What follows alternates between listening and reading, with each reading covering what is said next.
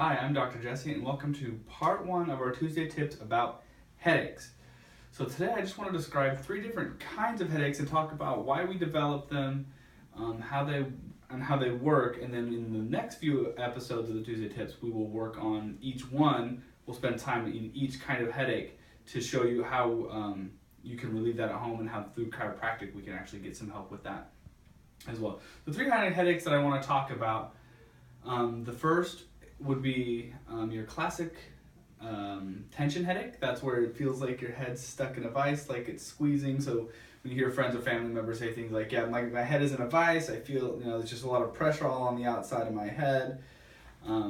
That's the kind of headache I'm talking about here. After that, we also have what's called a cervicogenic headache. Sometimes it will be called cervical cranial syndrome. Cervicogenic means it comes from your neck. And what those are the kind that are where you maybe are squeezing your temples because it's in your face, like on this front part of your head. This is where, I feel like I got a headache and it's behind my eyes. I feel pressure in my head here. That's the kind of headache, when you hear people say that or when you say that, that's the kind of headache that's cervicogenic, that's coming from your neck. And the last one I'm going to call a postural headache, which is the kind of headache when you say, I feel the pressure is all on the backside of my head, or it's, man, I just wish somebody would jam their thumbs into the base of my skull, or it's this wrapping around feeling. And sometimes headaches will be a combination of these three things, but we're going to take them each out and piecemeal them to kind of talk about how they all can kind of interact and cause those three kind of headaches: the classic tension headache, the cervicogenic headache, and also the postural headache. So we're going to start first with the tension headache. So the tension headache is called that because of tension, right? So makes it sound like there's tension in your muscles, which is what it is. It's actually, you could also call it a trigger point headache. So what you have is in the tops of your shoulders here, where everybody loves to carry their stress, and you love when your significant other or whatever comes and pushes on your shoulders and he makes you do this and you say, oh, that's so sore in there. Sometimes I call it growing a third head. But when someone pushes in here and you got a headache, that's that tension headache. And what it is you have trigger points. Now trigger points are just little nodules in your muscles where the muscles get knotted up or aren't moving and they're tight in there.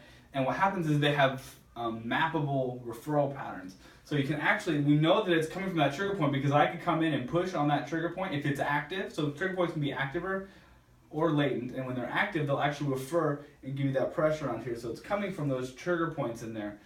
So you could do all kinds of crazy things and get no relief because you don't address those trigger points in there. Why those tension headaches will persist.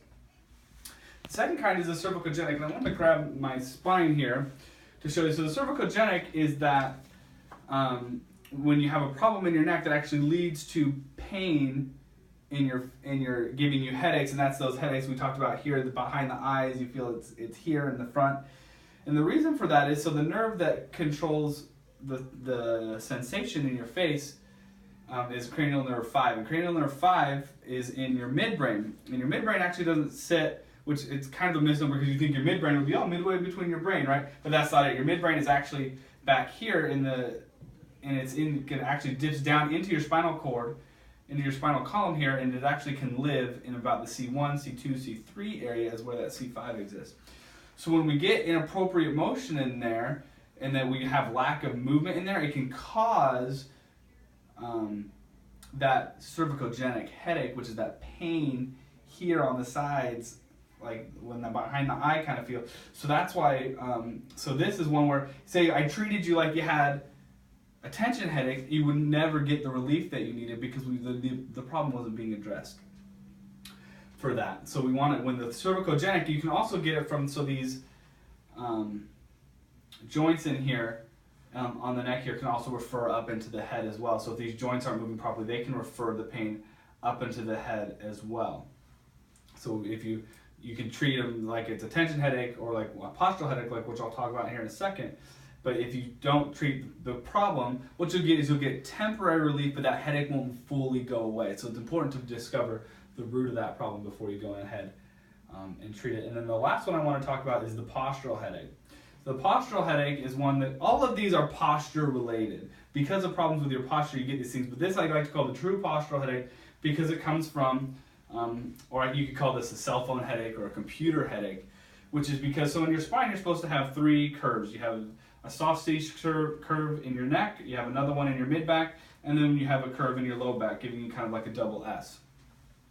What happens when you spend a lot of time on your cell phone, you spend a lot of time on the computer, is that head actually comes forward. So if I take my head, so my head is here, my ear is over my shoulder, all that, that's great positioning, right?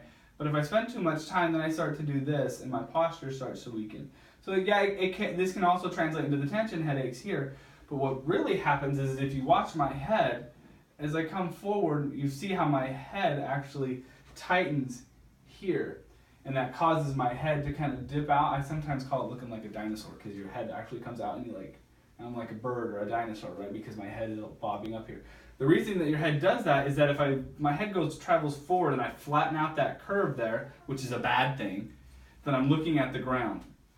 And the ground's not very interesting. Your brain has a natural desire for your eyes to be even with the horizon. So it will actually tilt that head up.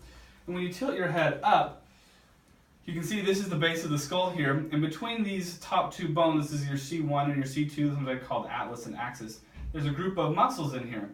And they're called suboccipitals. Sub meaning below, occipital meaning this bone is called your occiput. And what they do, their job is to help to turn your head and to do all these kinds of things in here. Well, if my head gets locked in this position because I spent so much time on the computer, these muscles go into spasm and they tighten up.